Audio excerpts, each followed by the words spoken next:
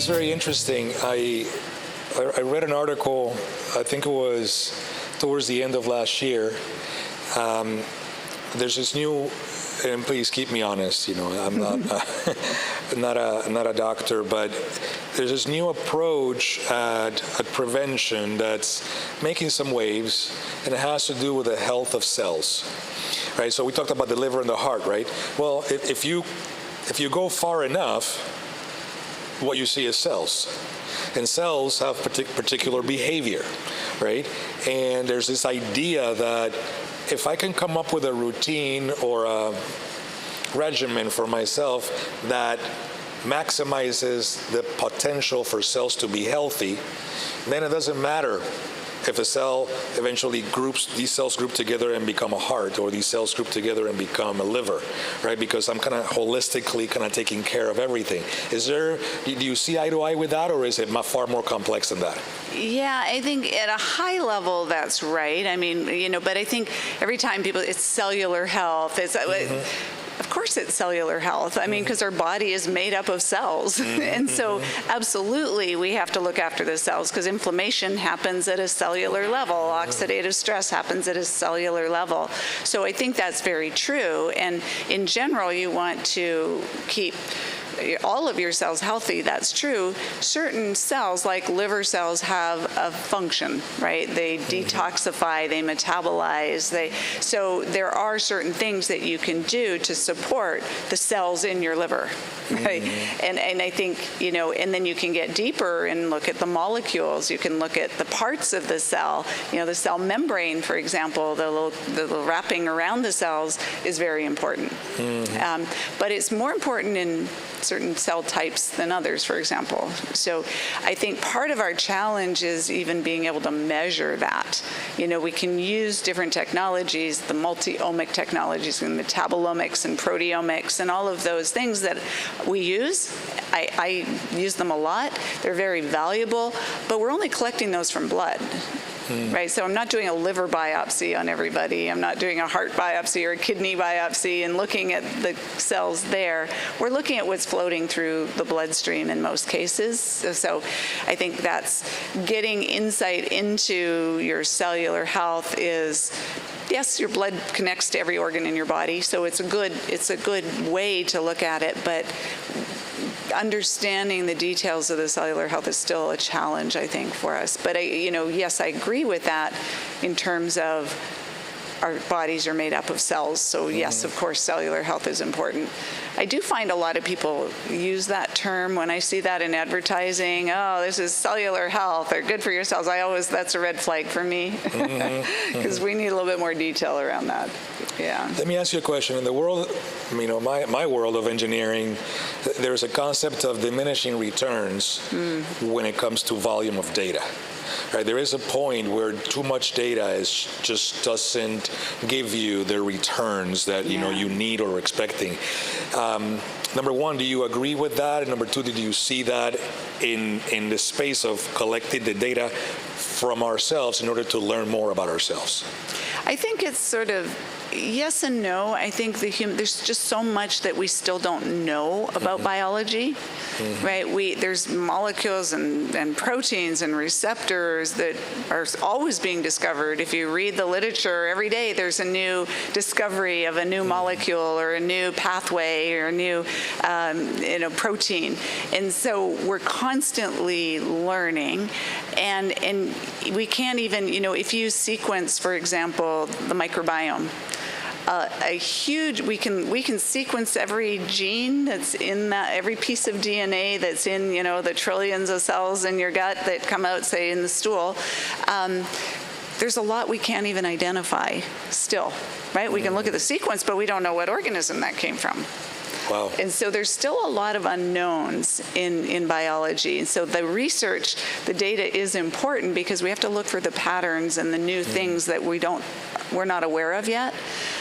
But when it comes to the day-to-day clinical care, it's kind of an 80-20 rule too. I think kind of 20% of our biomarkers that we know really give us 80% of the information, at least our understanding now.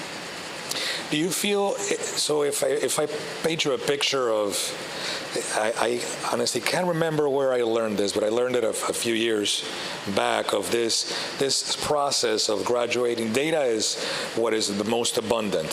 So you correlate data and you get information, right? And if you then intelligently correlate information, you end up with knowledge. But knowledge is at a less volume than the information, and the information is less volume than the data because there's an additive effect, right? Yeah. And then beyond knowledge, you have wisdom, right? So you put knowledge together and you end up with wisdom. So you have this ladder from data to information, information to knowledge, knowledge to wisdom. I know it's a tough question, but where do you think we are in that ladder right now? Because we know we have tons of data, a lot of which we may not even be able to process yet because we're still learning, like you say. But I feel like we have a lot more information, a lot more knowledge, but it's just not always readily available. I mean, does that resonate with you? Being in it from the perspective of biological data, yeah. I think, yes, for example, I was looking at it today, metabolomic data, and finding these biomarkers, for example, that are correlated with cardiovascular disease. We can see that in the databases, and you see people with cardiovascular disease. You look at all of the biomarkers in their blood that are up or down, like in people with heart disease versus those that don't have heart disease. That's great, but that doesn't necessarily mean they cause the heart disease, right? They're correlated with the heart disease, so there's a lot of nuance, and yes, the understanding of the knowledge, as you say, is we're still figuring a lot of that out. Yeah. Yeah, I like what you said, that dichotomy of correlation versus causality, right? And I think our brains naturally want to take a correlating event and make it a causal event, right? We do. Because we're looking for answers and we want to feel better and we want to look better and live better, right? Yeah. So you mentioned something earlier tonight, that when it comes to that gap of the world of research and the world of clinical day-to-day, that there's a maybe 10, 15, 20-year gap. Do you see that with the work that you do now with Fountain Life, that we're making a dent in that, and how so? I think that's exactly what we're trying to do at Fountain Life, is really look as upstream as possible at finding things, but also a lot of the time I spend is researching, looking in the literature, trying to understand causes and drivers of disease. So we haven't closed it by any means. A lot of times we need to do trials to really close that, and that's part of the reason we have that translational gap is, we have to identify something that might work, and then you have to test for safety, and then you have to go through phase 1, safety is phase 1 and 2 and 3 trials to even get a drug to market. That takes time. But there's certain things that you can, with our data that we can look at right away, and we're trying to do that. So I'll just give you an example. We've just submitted our first publication at Fountain Life. It's a descriptive wonderful study of our cardiovascular findings. Interestingly enough, we're finding that the vast majority of people, they come in asymptomatic, we find cardiovascular disease.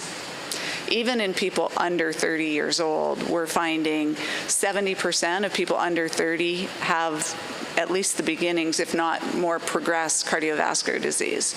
Wow. The good news, though, is that there are a small number of people in their 70s that don't have any.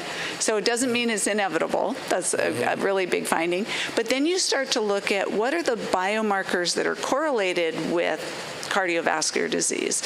Can you predict the presence of plaque, for example, by looking at the different biomarkers? And people would say, yeah, of course, cholesterol levels are going to predict the plaque.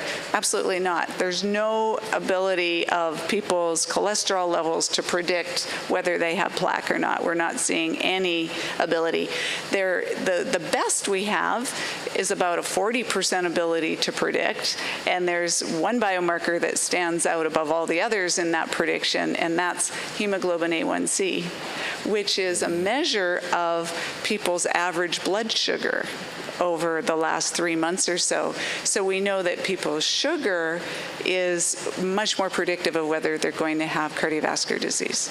It's not perfect, but it's interesting, right, that it's not the cholesterol that we've been taught all along. Doesn't mean I'm not going to treat cholesterol if I find heart disease, but it just means that you can't use those biomarkers to predict whether you're going to have it. So cut back on the chocolate? Maybe the really sweet chocolate. There's some good antioxidants in chocolate. And dark chocolate. Dark yes. chocolate, yeah. So technology has been advancing, which is, I feel like we live in the best of times because we have access to all this wonderful technology that you get to use, and you get to use that to look at people and look at their, their overall health. What is the baseline? So, you have, of course, you mentioned that although this is available, it's wonderful, it's not available financially for everybody, right? So we're doing the work right now of growing that, just like every new technology. Like you said, it's at first very expensive and then eventually becomes ubiquitous. So, but for those that are yet not able to afford it, what are some of the things that you've learned from the technology you get to use that someone can then do to try to get a little bit of an idea of how to prevent some of this disease? Yeah, that's a really good question. And I think you can do some basic blood tests, like measure your hemoglobin A1C, measure your sugar level. There's so many people that are heading into pre-diabetes, diabetes that don't know it. So that's an easy, very cheap test you can do. I think those are sort of no-brainers that people should do. And then we do know that even though we talked about earlier that there's no one right diet for everyone, there's no one right. There are certain principles, I think, that apply to most people. You do want to be careful about your sugar intake. I think that is important for pretty much everybody. Some people can handle a little more than others, but in general, I think that's really important.